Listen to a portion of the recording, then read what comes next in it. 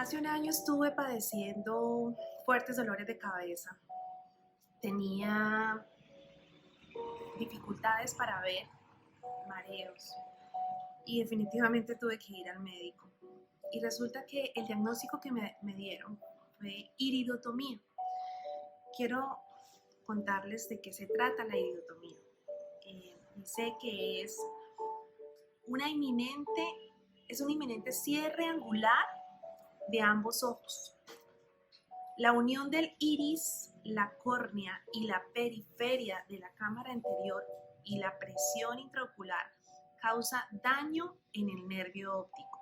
En resumen, el cristalino crece y empuja el iris hacia adelante. Esto pues genera daño en el nervio óptico. En resumen, esto me puso a pensar la presión que puede ejercer el pecado y la distracción en nuestras vidas, hasta el punto de dejarnos sin enfoque y sin propósito. Entonces, quiero darte la definición de distracción, porque aquí el tema que nos compete es hablar de la distracción y los efectos y cómo podemos estar enfocados en Jesús. La definición de distracción es apartar la atención de algo o alguien a que le aplicaba o que debía aplicarla. Es cuando tú apartas tu mirada de algo en lo que deberías estar enfocado, porque tú decides hacerlo. Es una decisión, no es algo que es indiferente a ti, no, es tu decisión, apartar la atención de algo en lo que sí deberías estar enfocado. Entonces, esto me lleva a pensar que estamos en la era de la distracción. Uno de cada 20 jóvenes sufre de déficit de atención, TDAH. Y aunque científicamente está en debate estos diagnósticos, no por sus causas, ¿no? Por sus causas, porque no se sabe qué es lo que lo origina. Y por en realidad, pues la existencia como patología, es evidente que el ambiente está generando algo diferente en esta generación. Cuando vemos la generación Z, que va entre los 10 y los 24 años, y la generación Alfa, que va entre los 0 y los 9 años, es una generación que nació en medio de la tecnología, en medio de la era digital, y viven rodeados totalmente de eso, y definitivamente es evidente que está afectando su atención y concentración. Hay muchos debates de cómo cuál va a ser el papel de la educación en los próximos años. Si esta constante estimulación se mantiene o aumenta. ¿Qué no es mi visión? Número 1, que Jesús no sea mi faro, que Jesús no sea mi guía. Número 2, las tormentas, las dificultades, los problemas. Número 3, el amor al dinero, la ambición. Número 4, la necesidad de reconocimiento. Número 5, el consumismo. Número 6, el pecado. Debemos redescubrir cómo ser cristianos verdaderamente reflexivos y debemos luchar contra la atención dispersa nuestra en medio de esta explosión digital. Debemos aprender a buscar nuevamente el enfoque y la visión, eso que Dios tiene para nosotros. Necesitamos volver a encontrar ese foco, necesitamos encontrar otra vez el camino. Y quiero que miremos algunos perfiles de enfoque en la Biblia que nos pueden ayudar. Tenemos a Josafat. Josafat era un rey que en Segunda de Crónicas encontramos que tenía una lucha contra los moabitas. Estos eran unos enemigos muy tremendos en comparación con lo que era el pueblo de Israel. Sin embargo, él mantuvo el enfoque en Dios, y hizo algunas cosas locas para, para la circunstancia que estaba viviendo. Cualquier otro rey se hubiese armado, hubiese hecho una cantidad de estrategias militares, pero ¿saben qué hizo? Él oró, él lo que hizo fue convocar a una unidad en el ayuno en todo su pueblo, y él no confió en sus recursos, sino que puso en la primera línea de batalla a los adoradores. Entonces, él era un rey que tenía claro quién era su pueblo, tenía claro cómo iba a vencer las circunstancias, cómo iba a vencer los problemas, cómo iba a vencer esos enemigos. Otro personaje que quiero que miremos es Pedro. Pedro es uno de los discípulos más cercanos de Jesús, sin embargo, uno de los más controvertidos y uno de mis preferidos. Pedro era un personaje que decía lo que pensaba, ¿sí? Bastante impulsivo. Sin embargo, fue el único ser humano que, adicional a Jesús, caminó sobre las aguas. Y eso lo pudo hacer porque tuvo su mirada puesta en Jesús. Y en el momento en el que quitó su mirada de Jesús, se murió. Y eso es lo que nos pasa a nosotros por lo general. Cuando nosotros no miramos a Jesús, nos hundimos en la desesperación, nos hundimos en el temor, nos hundimos en la ansiedad. Pedro también fue el único, o fue el primero, que reconoció a Jesús como Mesías. Sin embargo, en el mismo instante fue utilizado por Satanás para que Jesús perdiera el enfoque de su propósito. Pedro negó a Jesús 3 veces. Sin embargo, en Hechos de los Apóstoles, Pedro fue el que llevó a la iglesia a un avivamiento tremendo con el mover del Espíritu Santo. Y se resistió la oposición con denuedo y compasión, y su ministerio tuvo una repercusión que todavía hoy hace eco. ¿Y cómo no mirar a Jesús? Jesús mantiene un ministerio en el que él siempre estaba en demanda, siempre estaba rodeado de gente. La gente siempre quería que él hiciera milagros, que estuviera cerca de él. Sin embargo, él iba de un pueblo para el otro, pero él paraba. Él lo que hacía era tener sus tiempos de reflexión. Sanaba enfermos, pero se retiraba. Buscaba comunión con el Padre para volver a encontrar el enfoque. Él no se dejaba llevar por las aclamaciones y por los halagos de la gente. Él iba al Padre y recordaba de dónde venía su poder. Él gozaría de una íntima cena de amigos con sus discípulos antes de ir a entregarse en la cruz del Calvario, porque también se enfocaba en las relaciones, porque también le importaba estar con los que él amaba. Él se centró en los que se tenía que centrar. Él no se dejó llevar por las multitudes. Él era un hombre que mantenía su mirada puesta en el Padre, y en sus relaciones cultivaba lo verdadero, lo eterno. A medida pues que su ritmo crecía, Jesús constantemente reducía la velocidad con el fin de mantener el enfoque en lo que era lo más importante. Podríamos llevar la cuenta del número de personas que Jesús sanó y los que lo profesaron como Señor, y medir su productividad. Sin embargo, esto no lo trasnochaba.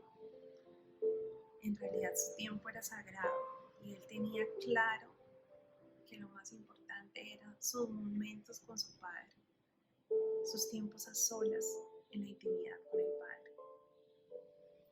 Miramos a nuestros seres y miramos a nuestro Salvador y vemos una vida contemplativa, una vida que necesita tiempo para reflexionar entre las cosas profundas, y la virtud no se encontró en la aceleración, sino en tomar tiempo para frenar y hacer una pausa para pensar. Hoy te quiero hacer una pregunta. ¿Eres una activista o una enamorada de Jesús? Cuando estamos distraídos y ocupados, por lo general pensamos que los tiempos de quietud son una perdedera de tiempo. ¿Tú eres de esas? ¿Cómo mantengo entonces mi enfoque en Jesús en medio de tanta distracción? Y hoy quiero darte 5 tips. Quiero darte 5 tips para que te mantengas enfocada. Porque fueron 5 tips que yo pude experimentar y pude vivir. Y hoy yo soy una voz que clama en el desierto. Hoy vengo para que Jesús se vea a través de mí y logres entender cómo una mujer como yo pudo encontrar enfoque en medio de la distracción. Las mismas distracciones que tú puedes tener. Primero, me enfoco en sus prioridades para mi vida. Agradarle. ¿Las prioridades de quién? Las mías, las prioridades de Jesús. Las prioridades que Él dijo que eran mis prioridades. Yo no vivo para mí, yo vivo para agradarle. Yo fui creada por Él y para Él. Porque es que el problema es cuando yo creo que vivo para mí misma y que yo soy lo más, y yo soy el centro del universo. Mateo 6:33 dice: mas busquen primeramente el reino de Dios y su justicia, y todas las cosas serán añadidas. Estar enfocado significa tener un deseo que supera a todos los demás. La práctica espiritual del enfoque se relaciona con determinar nuestras prioridades para asegurarnos de que estamos ejecutando nuestra fe, viviendo de acuerdo a nuestras creencias y cumpliendo la voluntad de Dios para nuestras vidas. Hace 20 años yo recibí a Cristo en mi corazón y definitivamente les tengo que reconocer que estaba enfocada en mí misma, aunque yo tuve una experiencia personal con el Señor maravillosa. Él me dio una nueva vida. Estaba enfocada en mí misma, estaba enfocada en mi carrera al éxito, estaba enfocada en mi éxito profesional.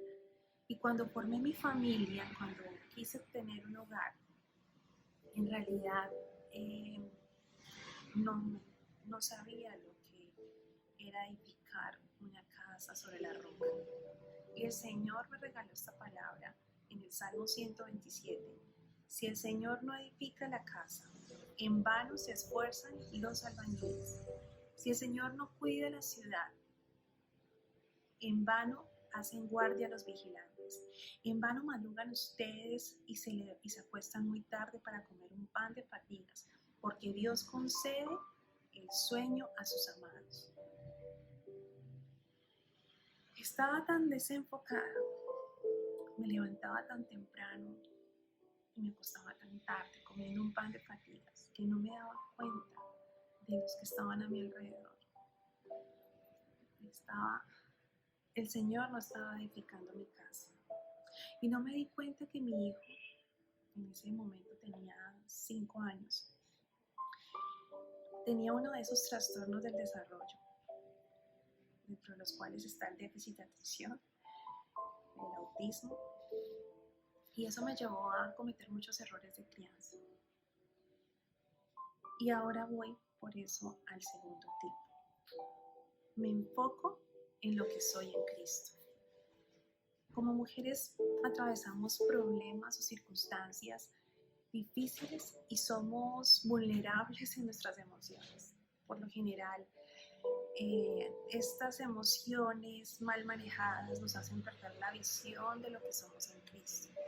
Y yo quiero llevarte la palabra que Dios me llevó a mí para encontrar este enfoque en lo que yo soy en Cristo, Efesios 1 del 3 al 14 dice que tú encuentras en todo este capítulo lo que tú eres.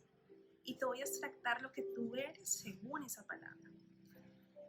Tienes una bendición espiritual en los lugares celestiales. Eres adoptada como hija. Eres redimida y perdonada. Eres heredera.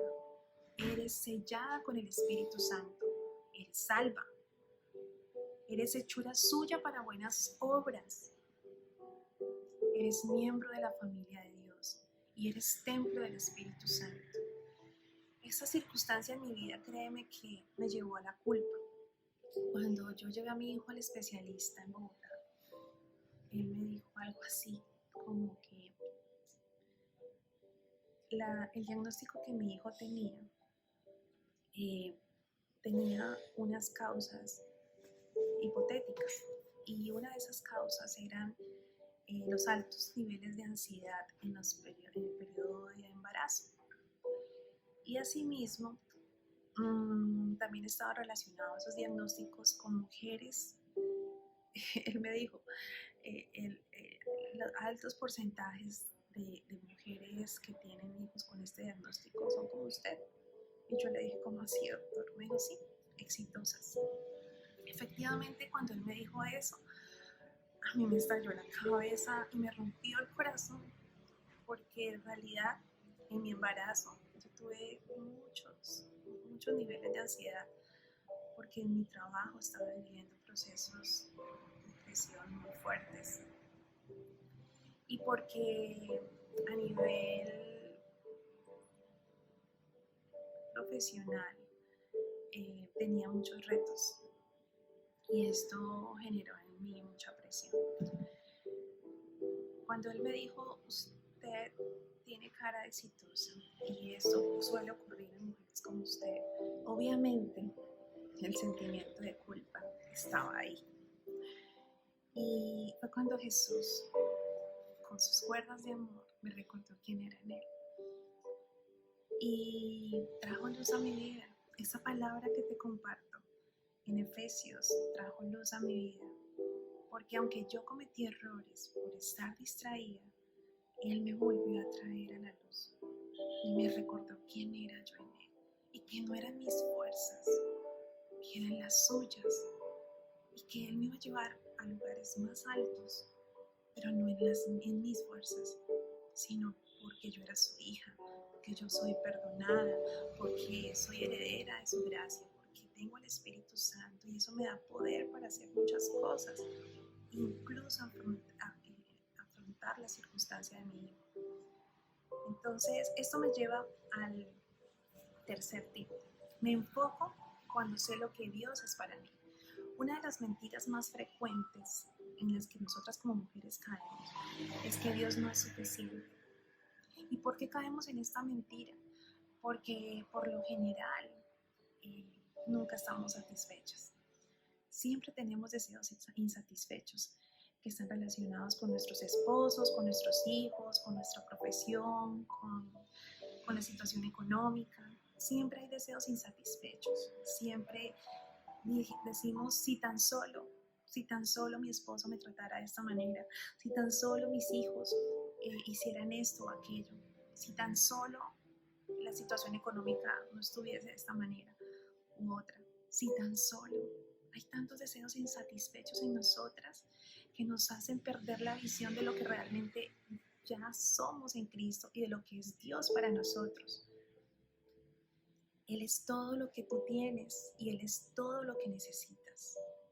Él es todo lo que tú tienes y todo lo que necesitas. En Efesios 1:3 dice también en ese mismo pasaje, por lo tanto, he sido bendecido con toda bendición espiritual en Cristo. Toda bendición espiritual. No hay nada que haga falta en esa palabra, es toda. Si tú tienes claro quién es Dios para ti, quién eres tú para Él, vas a tener toda bendición. No habrá nada que te haga falta. No hay nada que te haga falta. Entonces, pues en ese momento, el ambiente laboral en realidad, pues siempre me llevaba a pensar que la felicidad estaba en los viajes, en un mejor estilo de vida. Yo pensaba que a mi familia le tenía que proveer eh, una mejor calidad de vida. O sea, ese era mi enfoque. Mi enfoque era, los quiero llevar a una mejor estabilidad, los quiero llevar a algo mejor, a algo mejor. Yo quiero que mis hijos tengan lo mejor. Y eso no está mal. No está mal que nosotros queramos lo mejor para nuestros hijos. Yo siempre pensé que lo que mi familia necesitaba era estabilidad económica. Pero obviamente los parámetros que yo tenía eran muy altos.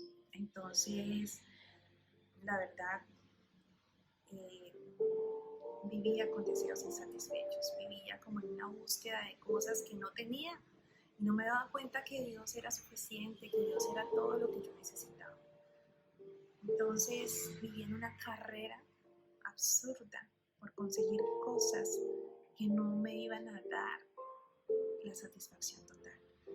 Ya tenía lo que necesitaba, pero por estar desenfocada, por no entender lo que era Él para mí, entonces no disfrutaba esa vida plena que ya Él me estaba ofreciendo. Y eso me lleva al cuarto tip. Me enfoco cuando dejo de compararme.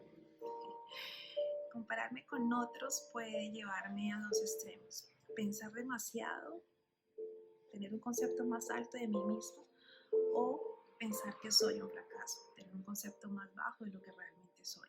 Y las dos cosas son pecado. La comparación inevitablemente me conduce a una escala pues, de valoración mental. Y solo necesitamos enfocarnos en ser fieles, en seguir a Cristo. Ese es el único enfoque. No tengo que estar mirando para los lados.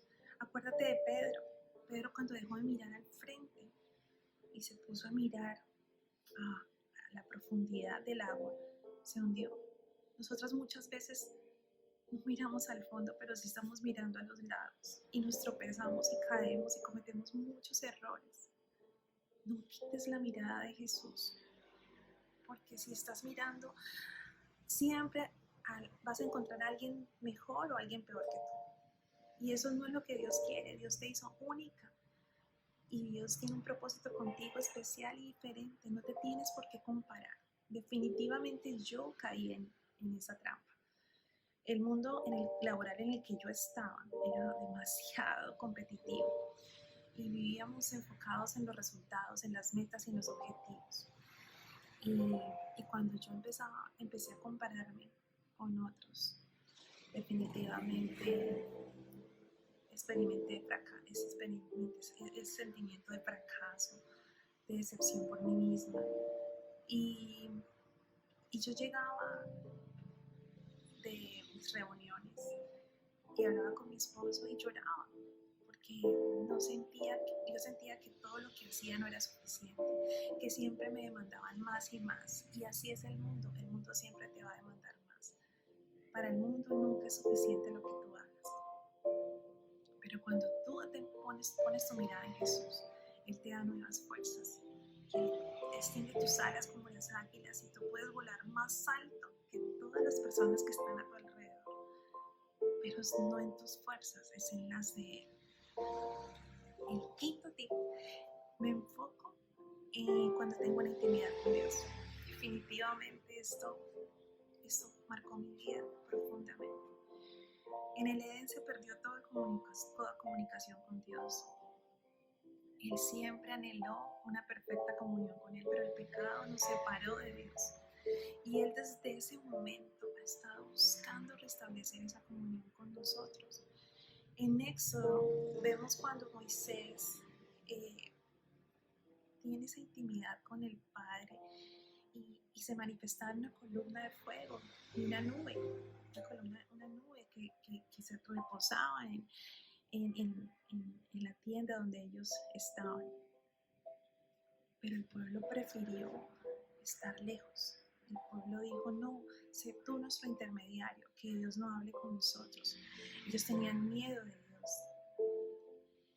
Pero hay tanta diferencia entre tener miedo y tener temor de Dios. ¿Por qué le temes? ¿Por qué tienes temor de miedo? de acercarte a Él, de lo que pueda llegar a ser contigo, de lo que pueda pasar. Él quiere es que le temas con temor reverente y que quieras acercarte a Él. Jesús murió en una cruz para que tú tuvieras acceso al trono de la gracia. Aquí está otro intento de Dios para restablecer esa comunión con nosotros. Cuando tú oras en intimidad con el Padre, no eres tú intentando comunicarte con Él. Eso es una mentira. Tú no te estás intentando comunicar con Dios. Tú no eres la que está iniciando la comunicación con Dios. Él ya la inició por ti. Y está en la palabra. Ahí están todas las cartas que Él escribió para ti. Todas las cartas que Él escribió para ti que todavía no has leído. Tu oración es la respuesta a todas esas cartas que Él ya te escribió. Entonces, Dios habla a aquellos que se toman tiempo para buscarle y encontrarse con Él. La revelación más segura de Él mismo es su palabra. Y definitivamente debe ser una prioridad en tu vida leerla. Debe ser una prioridad en tu vida leerla. Es la única que te va a dar el enfoque que tú necesitas. En Éxodo 33:11 dice que Moisés buscaba a Dios y por eso él disfrutaba de esa extraordinaria intimidad con él cara a cara. Yo le pedía al Señor eso, yo le decía, Señor, en esa circunstancia conmigo, y en ese momento también viví la muerte de mi papá, yo le dije que necesitaba y anhelaba un tiempo que Él me hablara, necesitaba una amistad con Él, necesitaba que Él se me revelara. Y lo hizo. Y la verdad, puedo decir que me ha llevado por un camino en donde nunca deja de sorprenderme. Cada día se me revela más y más, permitiéndome experimentar gozo, incluso en las circunstancias más difíciles de mi vida.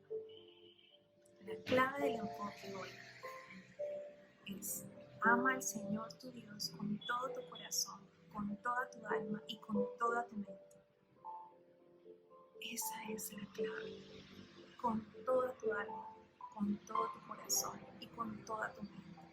No pierdas la atención de lo que deberías concentrarle toda tu alma, todo tu corazón y toda tu mente. Es tu decisión. Distraerte o enfocarte es tu decisión. Tú eres la que decides cómo quieres vivir el resto de tu vida. Enfocada o distraída. Debes tener un pensamiento reflexivo, debes parar. Si estás corriendo demasiado, te lo digo yo, debes parar y esperar que Él te hable.